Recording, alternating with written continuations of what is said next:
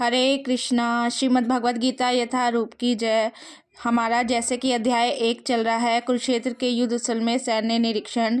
श्लोक संख्या 11 चल रही है। मैं डेली भगवद गीता का एक श्लोक पढ़ती हूँ, उसका हिंदी अनुवाद और हिंदी तात्पर्य पढ़ती हूँ और आप लोगों को समझाने का भी पूरा प्रयास करती हूँ। एटलीस्ट हम डेली भगवद गीता का एक श्लोक पढ़े, डेली भगवद गीता का एक श्लोक सुनते हैं तो हमें पता चलेगा कि भगवद गीता में भगवान ने क्या वचन कहे हैं, हमें जीवन कैसे जीना चाहिए, कैसे कर्म करने चाहिए। भगवद गीता में सारी बातें लिखी हैं। तो आज का हमारा श्लोक है, श्लोक संख्या 11 चल रही है हमारी। अयनेषु च सर्वेषु यथा भागम वस्थिता भीष्म मेवा अभिरक्षन्तु भवन्तः सर्व एव ही। अगर आप श्लोक यहाँ से ना पढ़ पाएँ तो आप श्लोक यहाँ से पढ़ सकते हैं। तो शुरू करते हैं।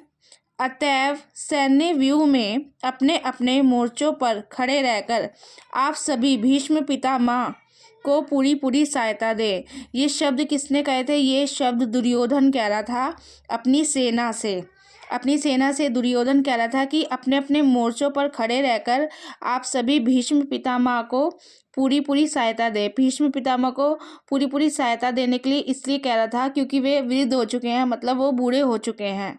तो इसके तात्पर्य में बताया है, भीष्म पितामह के शौर्य की प्रशंसा करने के बाद दुर्योधन ने सोचा कहीं अन्य योद्धा यह ना समझ ले कि उन्हें कम महत्व दिया जा रहा है। पहले वे भीष्म पितामह के शौर्य की प्रशंसा कर रहा था, फिर उसके बाद उसने सोचा कि अन्य सैनिक ये ना समझ ले कि उन्हें महत्व कम दिया जा रहा है। अतः दुर्योधन ने अपने सहज कूटनीतिक ढंग से स्थिति संभालने के उद्देश्य से उपयुक्त शब्द कहे। उसने बलपूर्वक कहा कि भीष्म देव निसंदेह महानतम योद्धा तो है, किंतु अब वे वृद्ध हो चुके हैं, यानी कि अब वे बूढ़े हो चुके हैं। अतः प्रत्येक सैनिक को चाहिए कि चारों ओर से उनकी सुरक्षा का विशेष ध्यान रखे।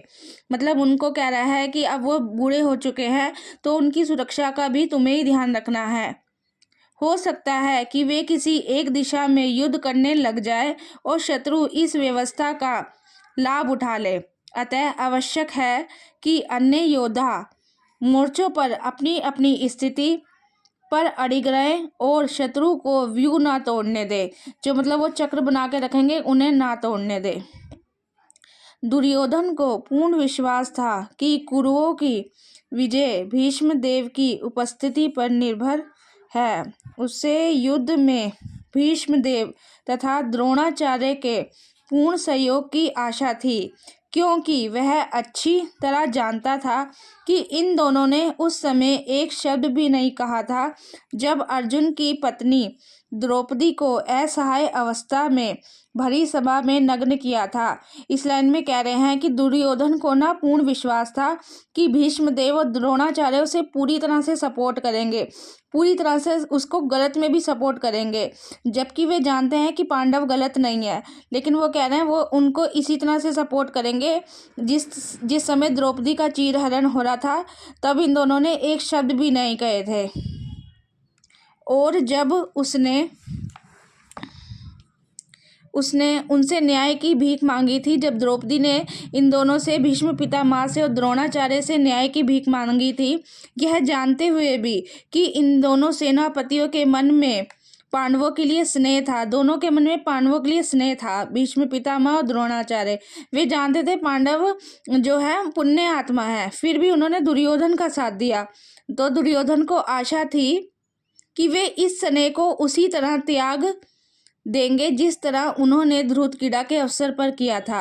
मतलब जिस समय द्रौपदी का अपमान हो रहा था उस समय उन्होंने भी ये चुप रहे, दोनों ने स्नेह को त्याग दिया, चुपचाप तमाशा देखते रहे।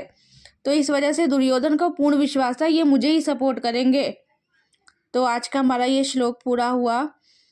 अगला श्लोक हम कल पढ़ेंगे। आज के लिए हरे कृष्णा।